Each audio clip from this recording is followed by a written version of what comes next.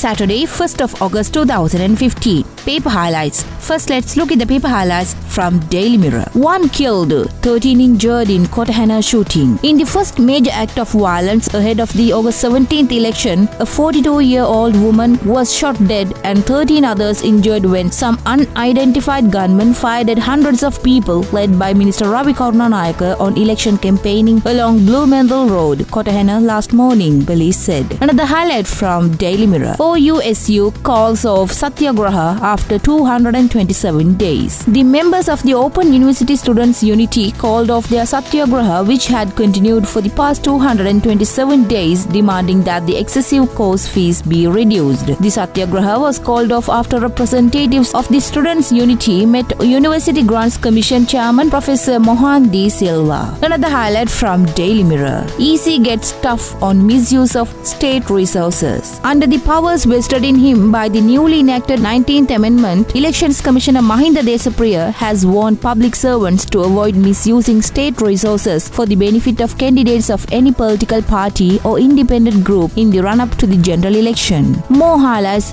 from Daily Mirror. Due process followed for coal tenders. Minister. Power and Energy Minister Pathali Champika Ranawaka said due to processes were adhered to with regard to the tender procedure for the purchase of coal for the Nurachela Lakwijaya power plant. Another highlight from Daily Mirror. State government stance on Channel 4 document, GL. The opposition yesterday urged the government to state its stance in the wake of a leaked UN document stating that 2 implementing agencies will be assigned to deal with the findings of the proposed domestic mechanism to investigate human rights violations. According to a leaked document quoted by the British Channel 4 TV station, the government had agreed to set up a domestic mechanism for the investigation of human rights violations with technical assistance from the UN. Another highlight from Daily Mirror. Sujiva noticed to appear in courts. Deputy Justice Minister Sujiva Senasinghe and another person were noticed to appear in the Homagama Magistrates Court on Wednesday, August 5th for allegedly violating election laws and obstructing a police officer from carrying out his duties and threatening him. Another highlight from Daily Mirror. Police sergeant was drunk. Sujiva. Deputy Justice Minister Sujiva Senasinghe yesterday rejected the allegation that he had threatened a sergeant attached to the Athuragiriya police and said he had advised the sergeant not to consume alcohol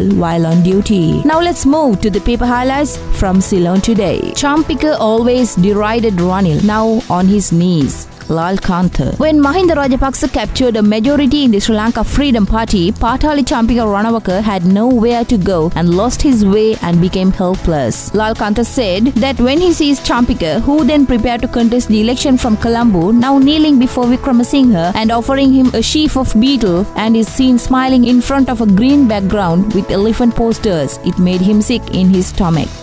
Lal Kantha said that Ranil was trying to divide the country and Champika had now shamelessly turned to Ranil himself. Another highlight from Ceylon today. Polls Department frowns on obstructive election platforms. The Elections Department has focused attention on the construction of election rally platforms which are obstructing roads. Another highlight from Ceylon today. JVP wants 16 as voting age. With the objective of granting more opportunity and social responsibility to youth in this country under a national plan of Janata Vimukti Peramuna, the party has proposed that the right to vote should be granted when an individual has completed 16 years of age. More highlights from Ceylon today. Legal tangle emerging. Mockery of state assets. Rupees 445 million Modra harbour gone for a penny. An investigation by the Auditor General has confirmed that the fisheries harbour in Modra, constructed at a cost of rupees 445 million, has been leased out at as low as rupees 1,25,000 a month, which is a de facto trivialization and devaluation of state resources. Another highlight from Ceylon today. Kotahena killing. Cops find T56 magazine in car. A suspicious car with a T56 magazine in it was recovered near a flat in Blumendal Road, Kotahena, during a cordon and search operation conducted by the Kotahena police yesterday after an unidentified group of people opened fire at an election canvassing group, killing 1 and injuring 13 others. Police spokesman ASP Ruwan Gunasekara said the search was conducted on a tip-off to the Kotahena police. The search produced the vehicle parked near a flat on Blumenthal Road with a T56 magazine in it. Another highlight from Ceylon today. 35% candidates yet to declare assets. Transparency International Sri Lanka said that only about 65% of the 6,000 candidates contesting the 2015 parliamentary election have handed over to the Elections Commissioner statements of assets and liabilities by yesterday. Another highlight from Ceylon today. Mubarak brought Rs 10 billion heroin. An investigation conducted by the Police Narcotics Bureau has discovered that a drug dealer named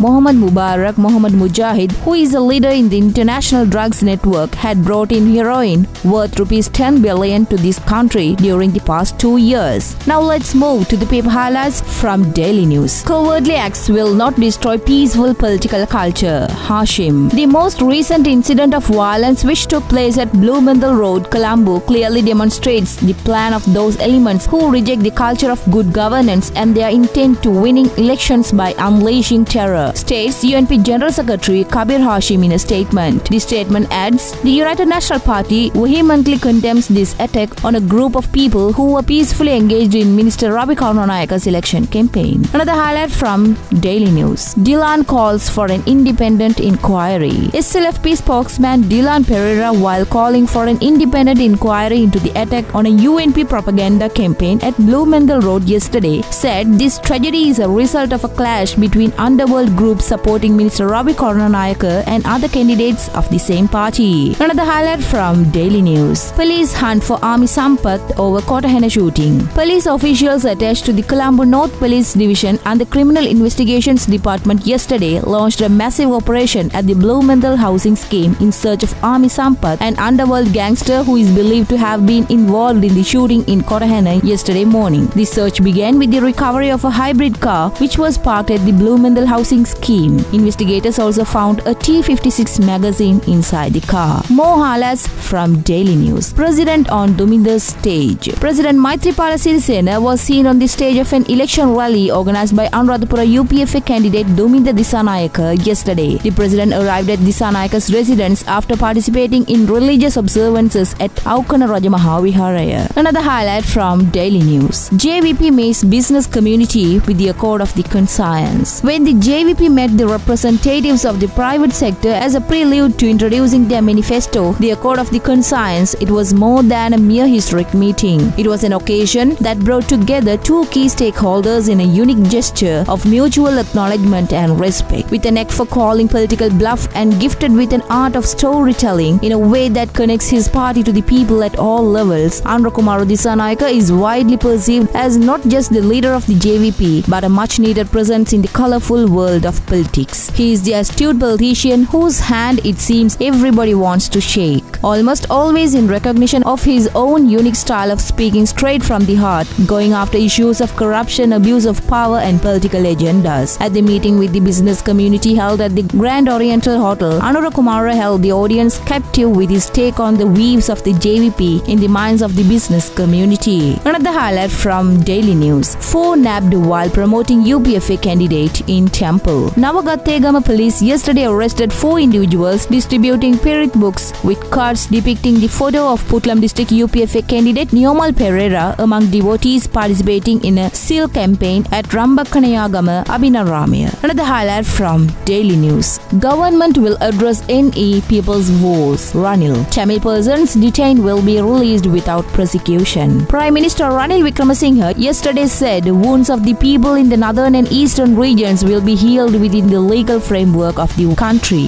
The Prime Minister said a mechanism in the form of the Truth Commission in South Africa will be established under the United National Front for Good Government after August 17, and a permanent solution would be found to problems of the people in the region. He said the United Nations Human Rights Commission is to submit its report on Sri Lanka in September and the government will respond to it within a short period. We brought you the paper highlights from today's newspapers and we will bring you more tomorrow.